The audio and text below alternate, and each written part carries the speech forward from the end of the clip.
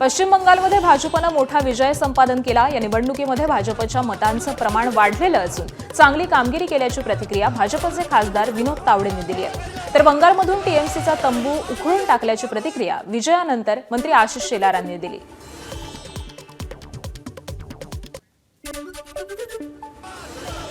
तुष्टीकरणाची राजनीती चालणार नाही, विकासाची राजनीती चालेल हे बंगालमध्ये सिद्ध झालं।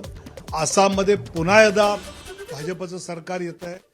तामिळनाडूमध्ये खूपच चांगल्या पद्धतीने जागा वाढल्या आहेत। त्या ठिकाणी स्थानिक नवीन पार्टी पुढे आहे। स्वाभाविकपणे अँटी इन्कम्बन्सी दोघांमध्ये विभागली गेली आहे आणि मला वाटतं की पुडुचेरीमध्ये भाजप सरकार आहे। केरळमध्ये आम्ही खातं उघडतो आहोत, टक्के आमचे वाढत आहेत।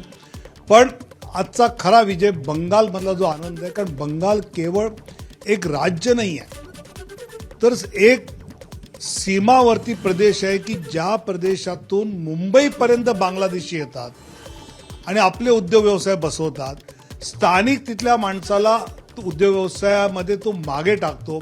मला असं वाटतं की या बंगालच्या विजयाने अनेक प्रश्न आपल्या देशाचे सुटणार। टीएमसीचा तंबू उखाड़ दिया या पद्धतीचं चित्र समोर येत आहे। आसाममध्ये पुन्हा एकदा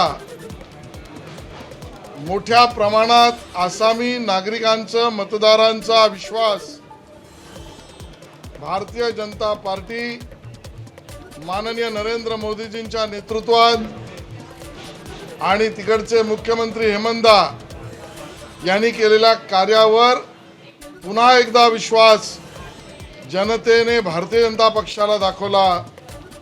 अभूतपूर्व यश आसाममध्ये मिळालं आहे।